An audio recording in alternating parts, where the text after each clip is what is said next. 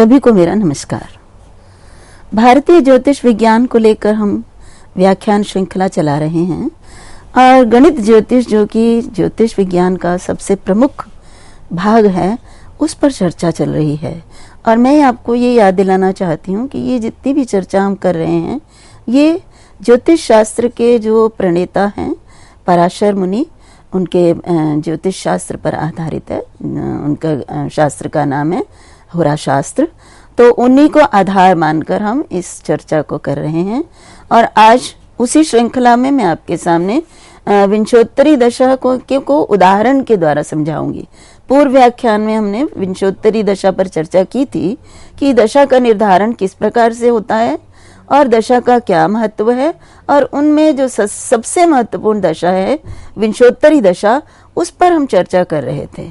तो पराशर मुनि के अनुसार जो विंशोत्तरी दशा है, उसको यदि हम अपने बच्चे के जन्म के समय आनयन करना चाहें तो उसके लिए क्या सूत्र है, क्या मंत्र है, ये प्रस्तुत पद्य में बताया गया है। और इसको मैंने अपने पूर्व व्याख्यान में आपके सामने स्पष्ट किया था। फिर पुनः मैं एक बार आपको बताना चाहूंगी कि विंशोत्तरी दशा में जो ग्रहों का भुक्त तथा भोग्य, अब भुक्त और भोग्य का क्या तात्पर्य है? भुक्त का अर्थ है कि बच्चे के जन्म के समय जिस भी ग्रह की दशा है उसका कितना भाग बच्चे ने भोग लिया है, और अब जन्म के बाद उस दशा का कितना भाग उसे और भोगना बाकी है। तो ये, और इसी के आधार पे हम अन्य ग्रहों की दशा उसके जीवन में कब कब आती है, इसका निर्धारण करते हैं।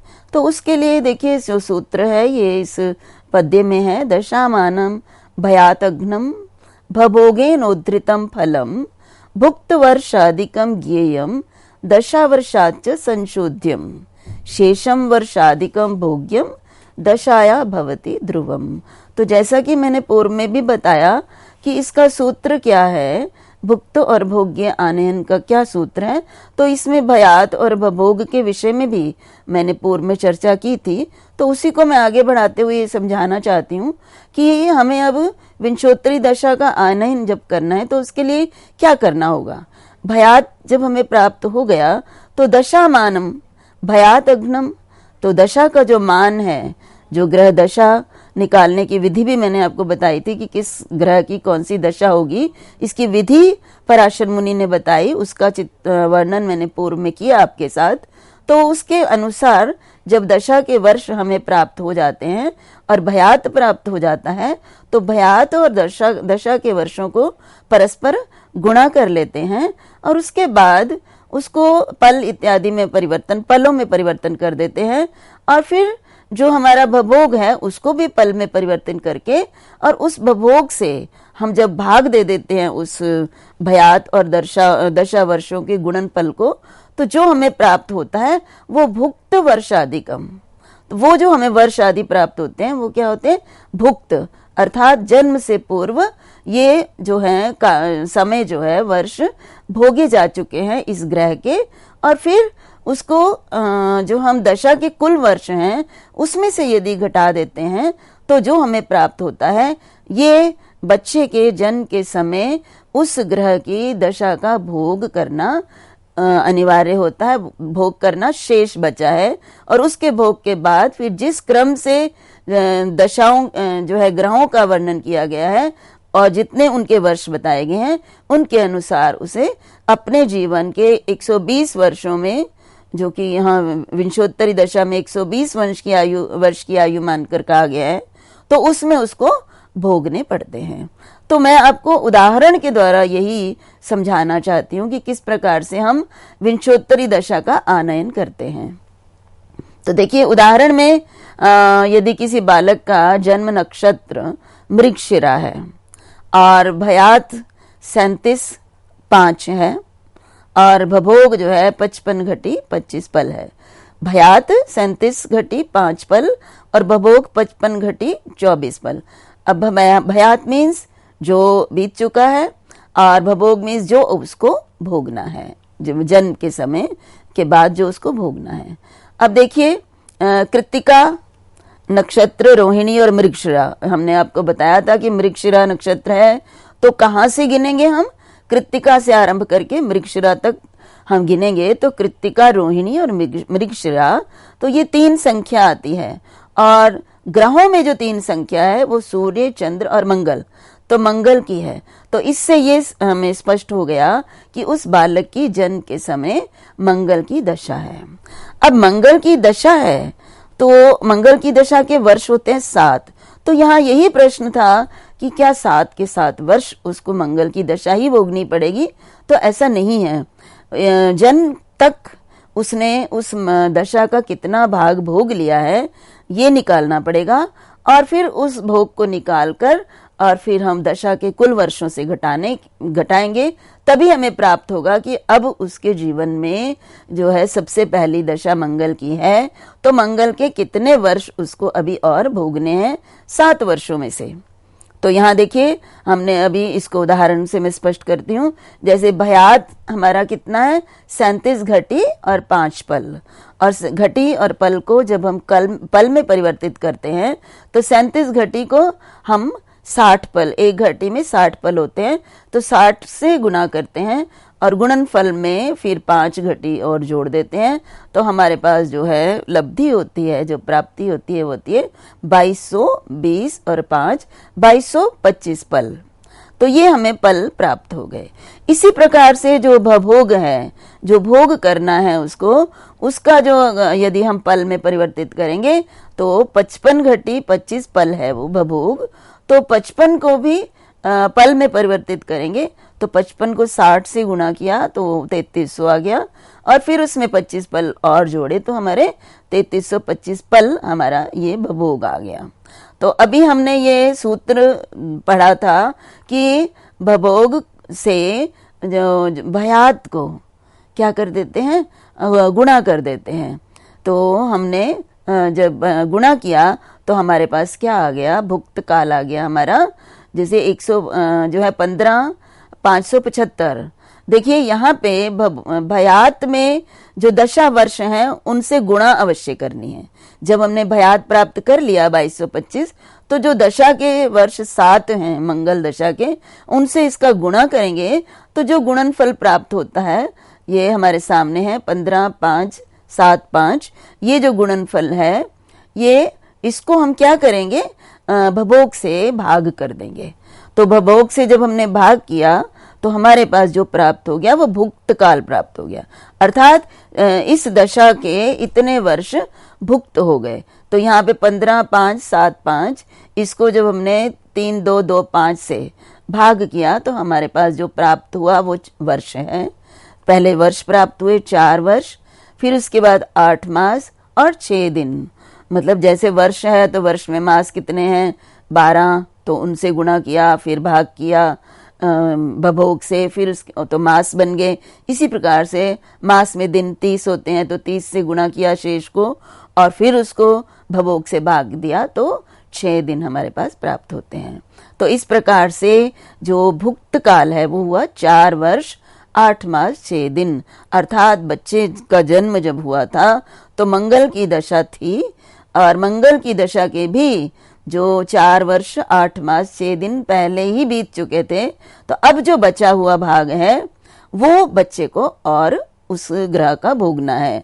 तो देखिए, तो भोग्य काल, भोगने योग्य काल आगे, तो यहाँ उसको यदि हम 7 वर्ष हैं मंगल की कुल दशा और उसमें से भुक्त को हम घटा देते हैं तो हमारे पास जो शेष लब्धि होती है वो 2 वर्ष 3 मास 24 दिन। ये अब जन्म के समय बच्चे को ये समय जो है वो भोगना है, अर्थात जिस दिन जिस सन बच्चे का जन्म हुआ है उससे लेकर आगे 2 वर्ष 3 मास 24 दिन तक उसे मंगल की दशा भोगनी पड़ेगी। तो आपके सामने ये तालिका है, इसी के आधार पर तालिका से हम बताएंगे कि बच्चे का जो जन्म है उसका जीवन जन्म काल से लेकर उसे किस किस ग्रह की दशा कब कब प्राप्त होगी। तो यहाँ पे देखिए ऊपर आपको जो है वर्ष, मास और दिन ये हैं। तो ये जो दशा की जब हम बात करेंगे तो सबसे पहली दशा जो है हमारी किसकी थी? मंगल की। तो मंगल, क्योंकि बच्चे का जन्म जब होता है और वो दशा जो आरंभ होती है तो उसी से हम आरंभ करते हैं जब हम विंशोत्तरी दशा की तालिका बनाते हैं। तो जब तालिका बनाई तो बच्चे की मंगल की दशा है, और मंगल जो है वो 7 है कुल उसके वर्ष। तो जब हम उसमें से निकाल देते हैं 7 में से, तो हमारे पास क्या बचता है? ये थोड़ा सा इस तालिका में कुछ अंतर आ गया है, तो इस तालिका के द्वारा हम स्पष्ट करना यदि चाहें तो मंगल की दशा होगी 2 वर्ष और 3 मास और 24 दिन। तो देखिए, मान लीजिए बच्चे का जन्म 1 दिसंबर 1980 में हुआ है, तो उसके बाद उसको जन्म के बाद जो है 2 वर्ष और 3 मास और 24 दिन तक मंगल की दशा भोगनी पड़ेगी, अर्थात 24 मार्च 1982 तक उसको मंगल की दशा भोगनी पड़ेगी। ये मैं सामान्य बता रही हूँ, कितने मास कितने दिन इसमें मैं स्पष्ट नहीं किए, लेकिन सामान्यतया यदि हम कहें तो 24 मार्च 1982 तक उसे मंगल की दशा भोगनी पड़ेगी। उसके बाद देखिए, मंगल के बाद राहु की दशा होती है, तो राहु की दशा वर्ष कितने? 18। तो फिर इसमें 1982 में जब हम 18 जोड़ते हैं तो इसका मतलब है कि सन 2000 में उसको राहु की दशा भोगनी पड़ेगी। तो देखिए, जिस बच्चे का जन्म 1980 में हुआ है और मार्च में हुआ है, दिसंबर को हुआ है, तो उसके जो दशा वर्ष हैं 2000 तक उसको 18 वर्ष के लिए 1982 से 2000 तक उसे राहु की दशा लगेगी। और राहु की दशा, जैसा कि हम जानते हैं कि राहु जो है वो अशुभ ग्रह है, तो अशुभ ग्रह से ये तो स्पष्ट हुआ कि उसको शुभ फल इस दशा में प्राप्त नहीं होगा, परंतु ये फलित बिल्कुल ही उचित नहीं है, क्योंकि हमें सबसे पहले ये भी देखना होता है कि उसकी जन्म कुंडली में वो राहु कहाँ पर है। अगर जन्म कुंडली में राहु शुभता दे रहा है तो जो ये अशुभ माना जाता है उसकी अशुभता कम हो जाती है। और दूसरी बात ये भी मैंने आपको बताई थी कि इनकी दशाओं में भी अन्य ग्रहों की जो है, सभी ग्रहों की अंतरदशा भी होती है। कुछ थोड़ा जो काल है, इसको 18 को हम जो है बाकी के 9 में विभाजित करते हैं, तो अन्य ग्रहों की भी दशा बीच में आती है। तो इसलिए हम सीधा दशा को देखकर कि राहु की दशा चल रही है 18 वर्ष, तो 18 वर्ष जो है बच्चे को अशुभ फल प्राप्त होगा, ये फलित जो है वो ये उचित फलित नहीं है, शुद्ध नहीं है। तो इन सब बातों का ध्यान करना पड़ता है जब हम फलित करते हैं। परंतु ये बात तो तय है कि 24 मार्च 2000 तक बच्चा जो है उसको राहु की दशा लगेगी। फिर उसके बाद देखिए आगे 24 मार्च 2016, क्योंकि 16 वर्ष की आगे गुरु की दशा है, तो उसको 16 इस काल में 2000 से 2016 तक उसको गुरु की दशा लगेगी। इसी प्रकार से आगे 20 वर्ष की शनि की दशा है, तो उसको 2035 तक शनि की लगेगी। इसी तरह से आगे जो है उसको अलग अलग ग्रहों की दशा प्राप्त होगी। तो ये दशा चक्र इस प्रकार से ही बनाया जाता है कि सबसे पहले हम जन्म के समय जो दशा है उसको लेते हैं कि कौन सी दशा है, उस दशा के कितने वर्ष कुल हैं, उसके बाद फिर हम कितने भुक्त हो चुके हैं निकल जाते हैं उसमें से, और फिर कितने भोग के योग्य शेष रहते हैं, इसके अनुसार फिर हम आगे के वर्षों में उसको किन किन ग्रहों का फल मिलेगा या किन किन ग्रहों की दशा चलेगी उसका हम ज्ञान प्राप्त करते हैं। तो देखिए, ये अभी मैंने आपको विंशोत्तरी दशा के आनयन की एक विधि बताई है।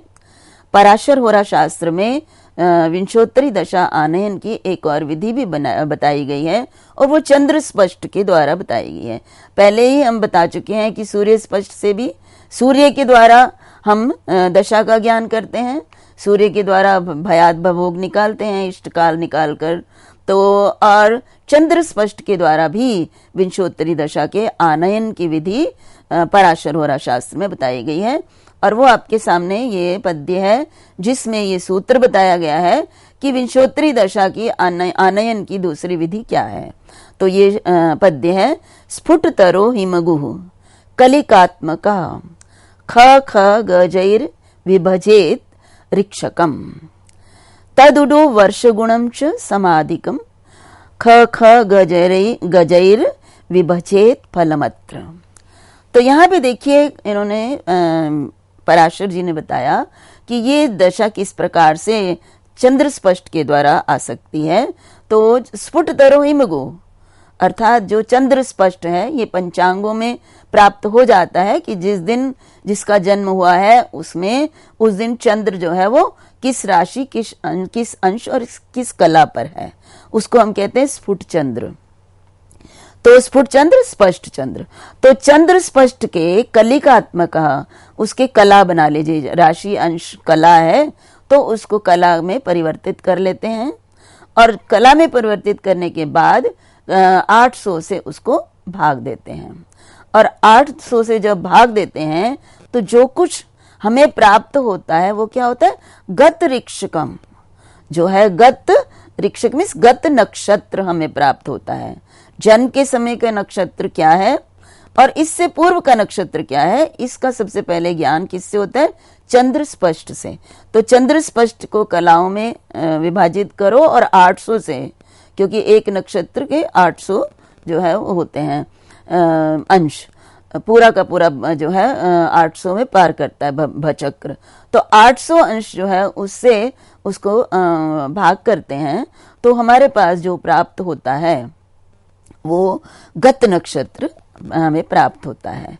और फिर उस गत नक्षत्र में जब हम एक जोड़ देते हैं तो जो नक्षत्र संख्या प्राप्त होती है उसी से हम दशा का ज्ञान करते हैं। इस विधि के अनुसार हम दशा का ज्ञान भी इस प्रकार चंद्र स्पष्ट से ही करेंगे तो दशा का ज्ञान प्राप्त हो जाता है। और फिर जब दशा का ज्ञान प्राप्त हो जाता है तो दशा के वर्षों से जो शेष बचता है, जो हमने 800 से चंद्र स्पष्ट को भाग किया है, उससे जो शेष बचा उसे भी 800 से भाग देते हैं और फिर जो हमें प्राप्त होता है वर्ष आदि वे भुक्त वर्ष होते हैं। और उन भुक्त वर्ष आदि की दशा को दशा वर्षों से जब हम घटा देते हैं तो फिर क्या हो जाता है, हमारे पास भोग्य प्राप्त होता है। तो हमें भोग्य काल प्राप्त करना है और भोग्य काल प्राप्त करने की दूसरी विधि यही है कि चंद्र स्पष्ट को कला में परिवर्तित कीजिए और फिर उसको 800 का भाग दीजिए और फिर जो भाग देने पर जो हमें फल मिले प्राप्त होगा, लब्धि होगी, वो तो है हमारा गत नक्षत्र। और गत नक्षत्र में यदि हम एक जोड़ते हैं तो जो हमारा वर्तमान नक्षत्र जन्म के समय का नक्षत्र हमें प्राप्त हो जाता है और उस नक्षत्र के आधार पर हम दशा का निर्धारण करते हैं। जैसा कि मैंने पहले ही बताया था कि किस तरह से करते हैं विंशोत्तरी दशा का निर्धारण। मान लीजिए किसी का जन्म नक्षत्र 5 है तो 5 जो है वो अश्विनी, भरणी, कृत्तिका, रोहिणी और मृगशिरा। लेकिन अब हम इसको गिने कहाँ से, कृत्तिका से 5 तक गिनेंगे, अश्विनी से नहीं गिनेंगे। तो कृत्तिका से जन्म नक्षत्र तक जब हम गिनते हैं तो जो संख्या आती है उसी संख्या वाला जो ग्रह है वो उसकी दशा होती है।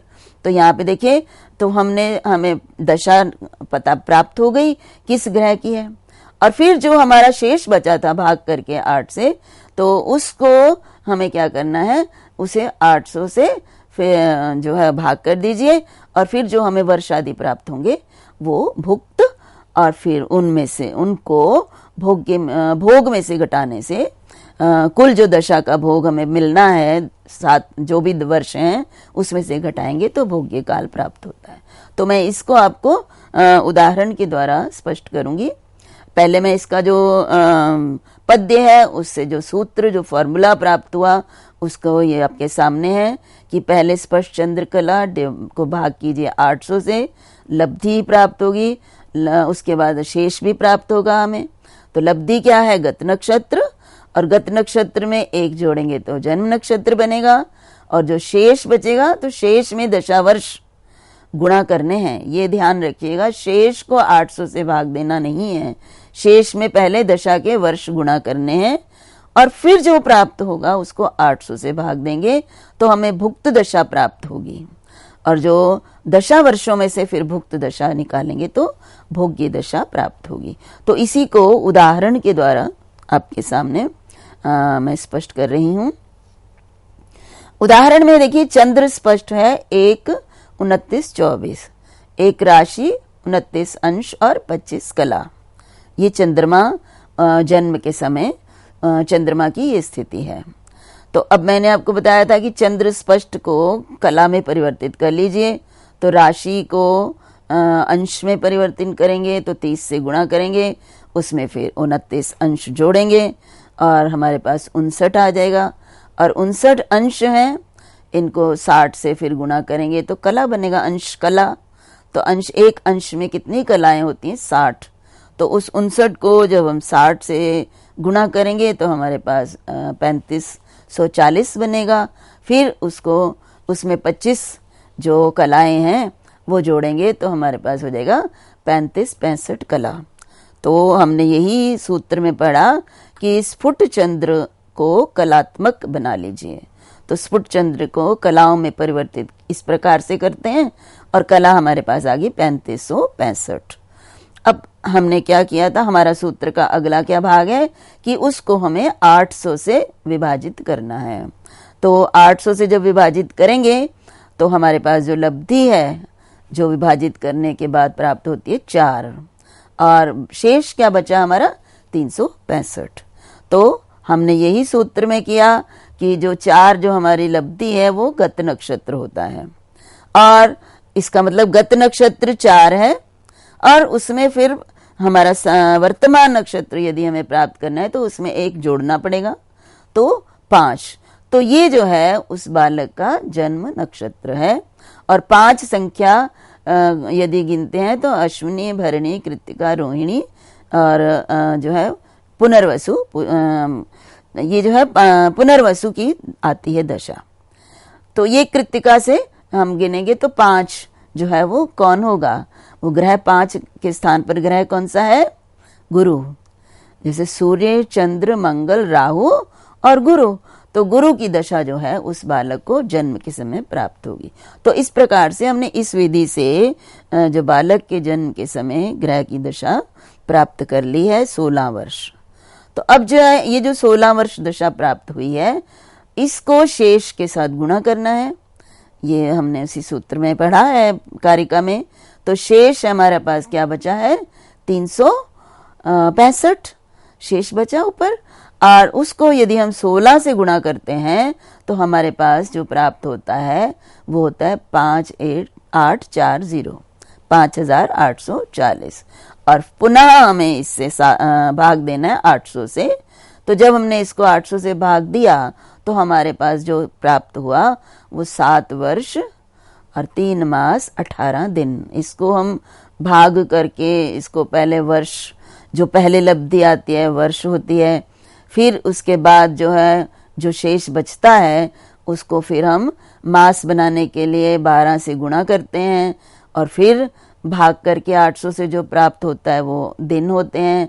पुनः फिर जो शेष बचता है उसके फिर हम दिन बनाते हैं, और दिन बनाने के लिए मास में दिन 30 होते हैं, तो 30 से गुणा करके हम फिर से 800 से भाग करते हैं, तो हमारे पास जो दिन प्राप्त हुए वो 18 दिन। तो ये 7 वर्ष 3 मास 18 दिन ये भुक्त दशा है। अर्थात गुरु के जो 16 वर्ष हैं, बच्चे के जन्म की जो दशा है, उस समय तक गुरु के 7 वर्ष और 3 मास 18 दिन जो है वो पहले निकल चुके हैं, बीत चुके हैं। तो अब जो हमारा बचेगा वो ही बच्चे के भोग्य वर्ष हैं। अर्थात भोगने वाला जो है गुरु का काल, वो हम कैसे प्राप्त करेंगे? कुल जो दशा वर्ष हैं 16, उसमें से जो दशा वर्ष बीत चुके हैं उसको घटा देंगे, कम कर देंगे, तो जो हमें प्राप्त होगा 8 वर्ष 8 मास 2 दिन, ये भोग्य दशा हमें प्राप्त होगी। तो इस प्रकार से अन्य विधि से भी हम भोग्य दशा जो है बालक की दशा का, विंशोत्तरी दशा का निर्धारण कर सकते हैं, और उसकी विधि जो है और उदाहरण सहित मैंने आपके सामने स्पष्ट की। अब देखिए महादशा हमें प्राप्त हो गई, विंशोत्तरी महादशा बालक के जन्म के समय जब प्राप्त हो जाती है, भले ही सूर्य की हो चंद्र की हो, गणना करने पर जो प्राप्त हुई है। तो एक प्रश्न जो वहीं का वहीं है, मैंने पहले भी ये बताया कि क्या जो दशा प्राप्त हुई है उस दशा के सारे वर्ष यदि वो अशुभ दशा है तो क्या वो उतना जीवन का काल उस बच्चे को जो अशुभ फल ही प्राप्त होता रहेगा? क्या वो उस समय, मान लीजिए 18, 19 और शुक्र की तो 20 वर्ष है, या दुख या सुख, मतलब वो जो है ग्रह के ऊपर निर्भर है कि ग्रह शुभ है या अशुभ है नैसर्गिक रूप में। तो नैसर्गिक रूप में यदि वो ग्रह अशुभ ग्रहों की कोटि में आता है तो जितने वर्ष उसकी दशा होती है, तो क्या वो अशुभ ही फल देगा, या फिर वो उसका कहीं उस काल के बीच में कोई ऐसा समय भी आएगा जो कि उसको अशुभ फल या शुभ फल ना देकर शुभ या अशुभ फल देगा? जैसा भी हो, दशा अगर अशुभ ग्रह की है तो कोई ऐसा काल भी उसकी दशा के अंदर आएगा जिसमें कि वो शुभ फल देगा, और यदि शुभ फलदायी है तो ऐसा काल आएगा क्या कि उसको उसके अशुभ फल की प्राप्ति होगी। तो इसका साधन करने के लिए जो है इसमें सभी ग्रहों की अंतरदशा होती है। दशा में भी अंतरदशा, और अंतरदशा इसलिए कहते हैं कि उस दशा के अंदर पुनः जो है उस काल में उसे 9 ग्रहों की और दशा जो है भोगनी पड़ती है। तो दशा में दशा, इसको हम कहते हैं अंतरदशा। तो वो अंतरदशा जो है प्रत्येक ग्रह की उसमें आएगी। तो मान लीजिए आपका 16 वर्ष का अगर दशा है, तो उस 16 वर्षों में जो इस 16 वर्षों के अंदर किस किस ग्रह की दशा कितने कितने वर्ष तक रहेगी, उसका भी विभाजन होता है, और उस विभाजन के आधार पर भी जो है वो शुभ अशुभ का विचार होता है। तो ये यदि सूक्ष्म रूप में यदि किसी के जो है फलित करना हो किसी के जीवन के विषय में, तो दशा के साथ साथ अंतरदशा भी, उसका भी ज्ञान होना चाहिए, और उसके साधन की क्या विधि है वो उसके लिए जो है जो सूत्र है उसको हमें देखना पड़ेगा। और वो सूत्र पराशर होरा शास्त्र में बताया गया है, और इस सूत्र का विस्तृत वर्णन मैं आपके सामने अगले व्याख्यान में प्रस्तुत करूंगी। तब तक के लिए आप सबको मेरा नमस्कार, सभी का धन्यवाद।